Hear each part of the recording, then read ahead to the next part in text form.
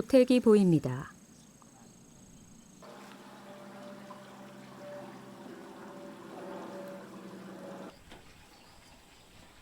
한국인의 삶의 흔적이 남아있는 고택. 고택은 수백 년 세월 그대로지만 사람들의 생활은 참 많이도 변했습니다.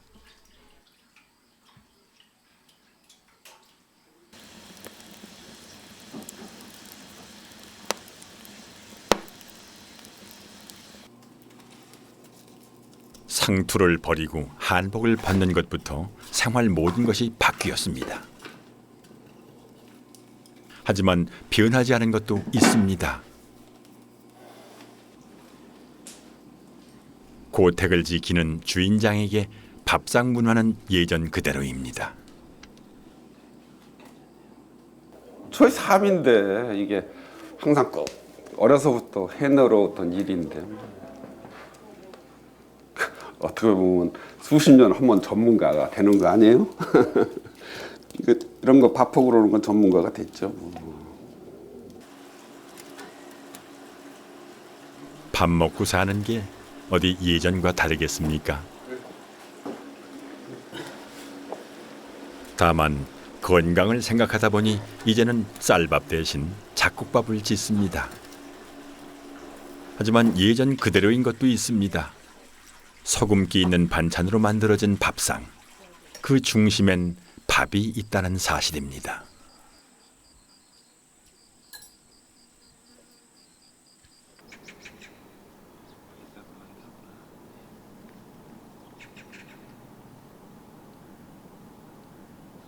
골목마다 터굴이 있는 홍성군 광천읍.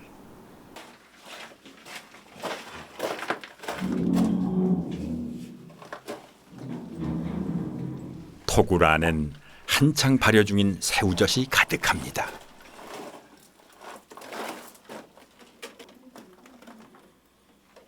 각종 생선을 소금으로 절이는 염장 문화는 단백질을 안정적으로 공급하는 수단이었습니다.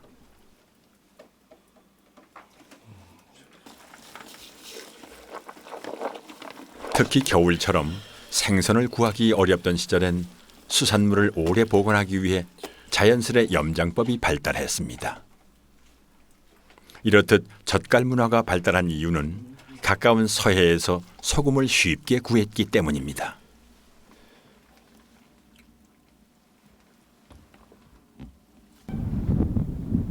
동해바다입니다.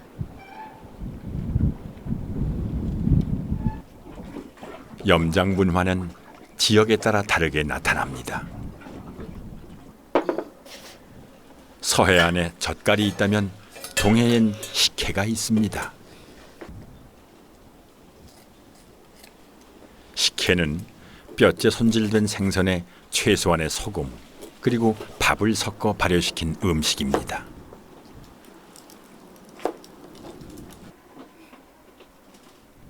생선은 넉넉했지만 소금은 부족했던 동해안 지역. 여러 가지 해산물로 만든 식혜 문화가 발달했습니다. 소금을 아주 적게 살짝만 뿌리셔갖고 이게 발효식품이잖아요. 이게 발효식품이기 때문에 발효를 시켜줘요. 엿기름하고 소금하고 설탕하고 들어간 게 발효를 고기를 발효를 시키고 무나 밥을 삭히는 역할을 해요. 식혜는 곡물의 전분에 의해 발효돼 새콤하면서도 톡 쏘는 맛을 냅니다.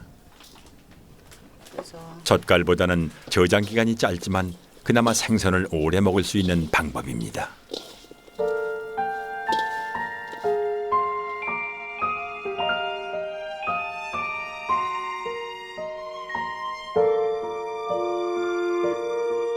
잘 삭혀진 식혜는 특히 동해안의 겨울철 잔치상에 늘 올라갔던 훌륭한 먹거리.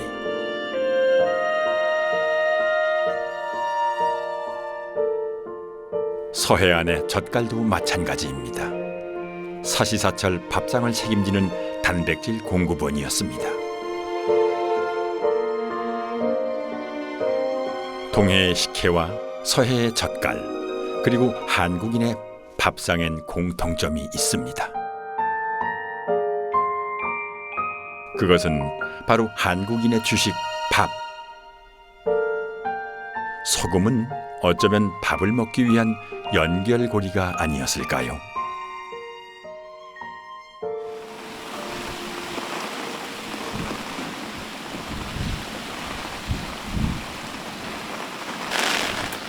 점점에 가을비가 내립니다.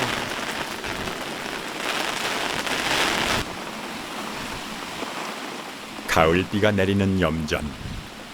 비 오는 날은 염부들에게 생일과도 같습니다.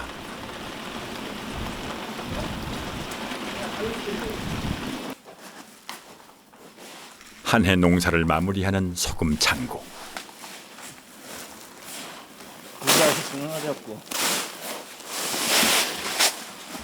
강경환 씨가 소금 농사를 마무리하는 방법은 조금 특별합니다.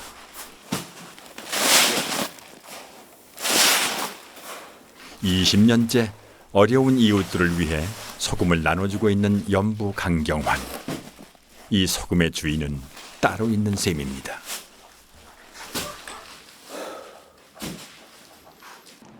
기쁜 마음이죠. 한마디로 기쁨이 없이는 그분, 그리고 제가 지금 이제 오래 했잖아요. 그런 일을 하다 보니까 또 그런 분들 또 안 찾아갈 수도 없는 거고, 또 그분들 만나서 또 반가워하고 기뻐하는 거 보면은 내가 하는 일이 너무 잘하는구나. 그리고 또 나 같은 사람도 사실 부족하잖아요. 나 같은 사람도 그분들에게 조금대로 나눌 수 있다는 거, 그게 감사하고 그게 기쁨이죠. 염부들의 사택에 비가 몰아칩니다.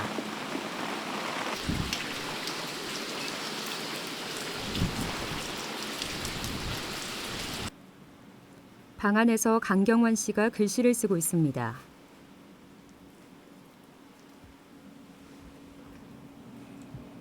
내가 홀로 서야 남에게 줄 수 있는 법. 글씨를 쓰는 데만 꼬박 8년이 걸렸습니다. 사랑이 있는 분이면은 제 손가락이 보인다니까. 여 손가락이 다 있어요. 있는데 직접적으로 안 보이지. 사랑이 있는 분들은 다 보여요. 왜? 손가락은 없지만 이 두 몽둥이 손이 열 손가락 대신 하잖아요. 두 손을 가지고 열 손가락 일을 하기 때문에 뇌에 다 있어요. 열 손가락이.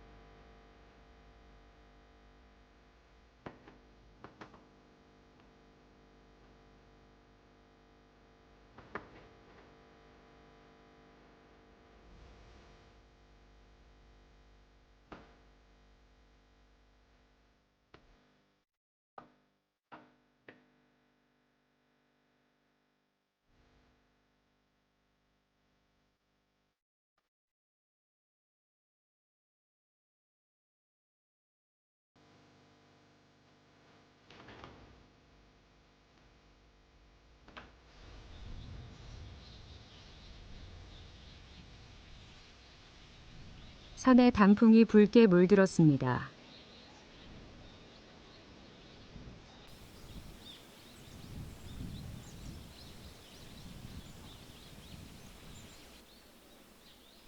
지난 여름 산에서 만났던 북나무 열매 기억하십니까? 가을이 되자 마치 소금처럼 하얀 액체가 열매를 감싸고 있습니다. 소금나무라 불리는 북나무도 다가오는 겨울을 준비하고 있습니다. 염소 농장입니다.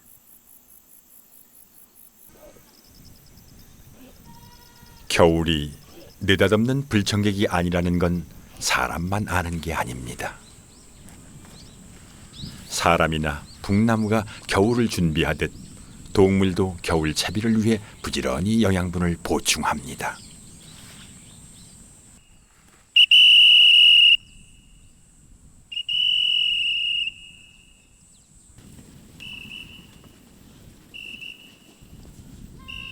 염소떼들이 일사불란하게 움직이며 어디론가 향합니다.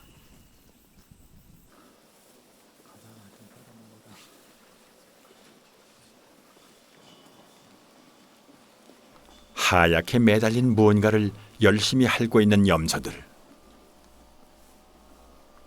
초식동물인 염소가 필사적으로 핥는 것은 소금기가 있는 미네랄 블록. 모든 동물이 염분이 없으면 살아갈 수 없듯 초식동물인 염소도 마찬가지입니다. 소금기를 찾는 것은 어쩌면 동물의 본능인지도 모르겠습니다.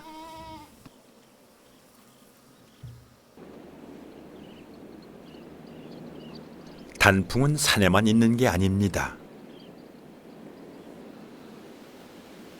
바다에도 단풍이 듭니다.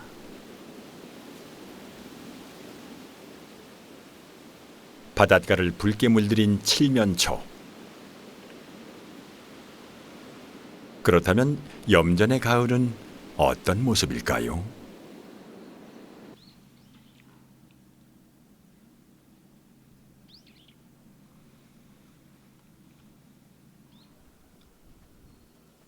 올해 소금 농사는 모두 끝이 났습니다.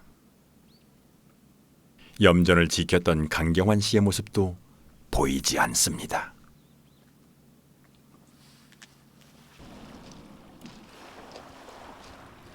강경환 씨가 바닷가를 걸어갑니다.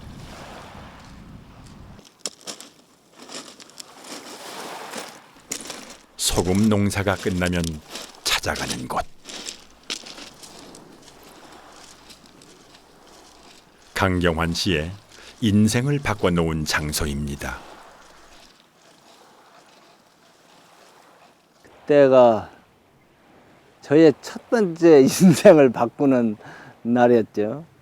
그게 이제 72년도 12월 24일 날이었죠. 그때 한 9시 반쯤인데 여기 이제 해변에 놀러 왔다가 이제 조그만 이 대인지레 발목지레라고 하더라고요. 이제 그거 가지고 놀다가 주워가지고 놀다가 깨치는 바람에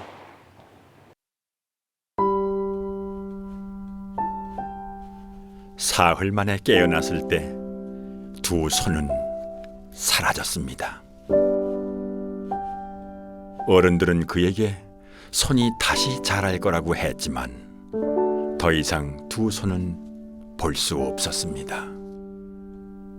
이게 손이 자꾸 있는 것 같이 그려지고 이게 한참을 내 고통을 받았죠. 그게 무슨 뭐라고나 무슨 병이라고 하는데 뭐 환상하는 거 환상풍인가? 예, 그게 많이 있었어요. 그런데 나중에는 이제 스스로 내가 일을 하면서 한 3년 가까이 아무것도 못했으니까 밥도 이제 어머니가 먹여주고 그랬으니까 그러면서 이제 삶에 대한 회의를 느낀 거지. 야, 나 같은 사람 살아 뭐하느냐. 이제 죽음도 택했었고 사실은. 그런데 그게 안 되더라고.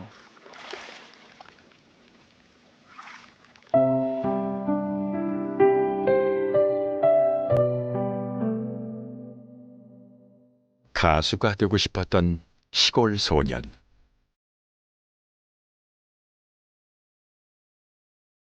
사진 속에서도 손의 흔적을 찾을 수 없듯